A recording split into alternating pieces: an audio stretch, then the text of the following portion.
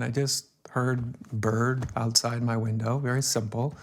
And again, from the belly up, always happened that way with me. From the belly up, this like question came up, and it was just, who hears this sound? Who hears this sound? And as soon as that thought, who hears this sound, it was like everything went inside out.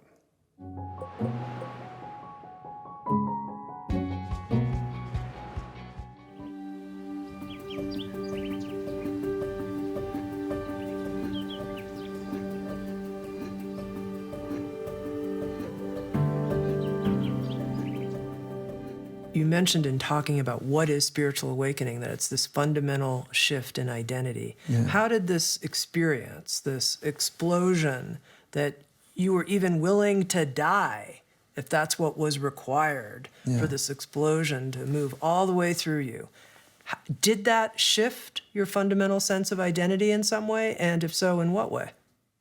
It's a curious time, actually. On a human level, the most obvious thing it did for me was all the seeking disappeared.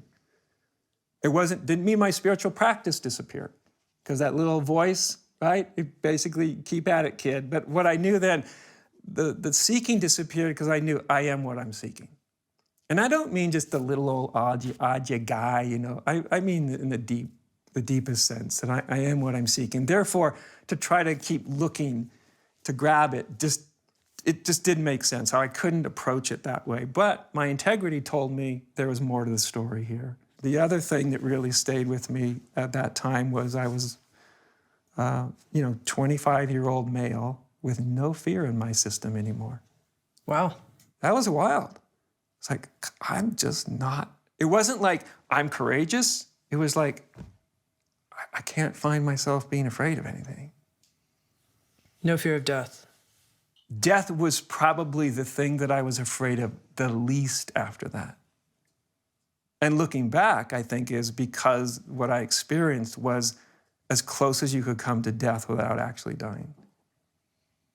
Because it was an ego death. So from your first opening, you stopped seeking, big change. You had this level of fearlessness, but yet you also knew there was more. There was something more for you to discover and know. So take me from that point to what happened in what you call your second opening. Yeah, okay. We just fast forward, let's say, like 6 or 7 years.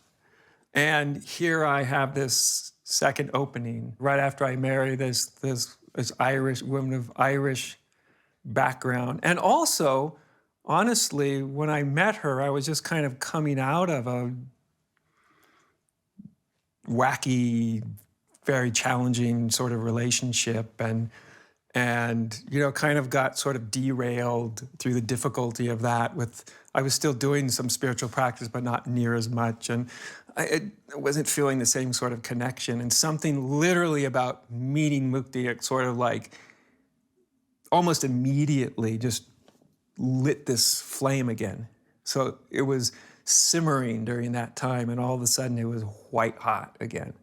Not with the seeking, but it was just like, if I ever read any of the letters that I was writing her at that time, like her and the spiritual impulse being reignited and rediscovered, and everything was all one thing. So she was playing this sort of bigger part than, and you can see the part now, looking back, that there was this big role. And then this other opening happens on the Irish holiday. Okay, so what happened on St. Patrick's Day? Well, I sat down to meditate like any morning. The difference was this time around, I wasn't seeking, I wasn't looking for anything. And I just sat down to do my meditation, and I just heard a bird outside my window, very simple. And again, from the belly up, always happened that way with me. From the belly up, this like question came up, and it was just, who hears this sound? Who hears this sound? And as soon as that thought, who hears this sound, it was like everything went inside out. Like everything got sort of turned around in a way. And I just felt like I was the bird, I was the sound, I was the hearing of the sound, all the elements of experience. All that is, I felt as much as the bird as I did the guy sitting on the cushion. And I guess you'd say this was a pretty obvious, powerful unity experience. And so I'd had, unity experiences before, but the difference was this was just so clear, so simple too, like simple. Being the kind of person I am, after I got up, I wanted to put it to the test. And I let me look at other things. So I looked at things like plants and do I have the same connectedness? And yeah, it seems to be happening. And then I thought, well, what about inanimate objects? So I thought, let's look at the stove. So I look at the stove and be like, yep, I feel an intimate connection with the stove. So I literally went all around the house just looking at everything I could find, especially the things that I would think would be hardest to have a feeling of connectedness with. And it was just there, and to go back to this word, Tammy, that I've used a number of times, it was a feeling of being intimately connected with life. It was a very intimate experience, very close, in one sense, it was very quiet. Like two lovers waking up in the middle of the night at the same time at 2:00 in the morning, and they start whispering a conversation. And that kind of closeness in the dark and quiet and simplicity. And it had those kind of qualities, except it was just worth the world all around.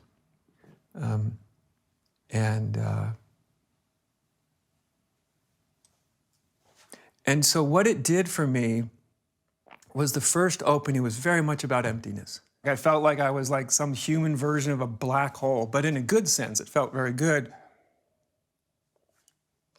And this was kind of the other side of it. This was not just that the emptiness is like all of this is somehow that same emptiness. It's all one. It was the fullness compulsion. It was the fullness, what it is, right? To use one of my favorite spiritual lines that when I read it, it was the first time I ever heard anybody articulate what I had experienced. I found Nisargadatta, and a very famous quote of his I read when he says, "When I look inside and see that I'm nothing, that's wisdom. When I look out and see that I'm everything, that's love. In between those two, my life turns." And I remember reading that going, that's it. I almost wanted to yell hallelujah. I'd never heard, that was such a beautiful, simple articulation. And before I basically had, I'm nothing. So I had that part and a little bit of the unity. I could see something about the Buddha nature in the grass and all, but it was a little hazy. Whereas this was now, and I'm everything, but the human experience of being everything is that intimate connection. It's love.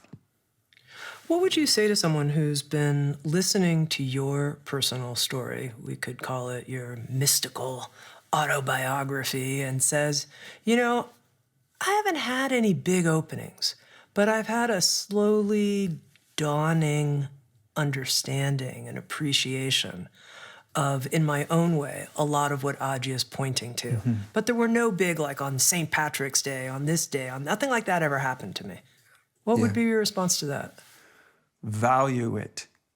Don't think that the slower, quieter version of all this is any less real or ends up in any lesser place. I've just seen that that's simply, absolutely not true. Again, it comes down to, I like to use this phrase when I teach a lot. I say, the authority of your own experience Your experience is its own authority, right? It is what it is. It's not something outside of you. And so if some gradual change that you view as positive or insightful or makes you feel more connected or whatever, I would say don't get hung up on trying to have big experiences.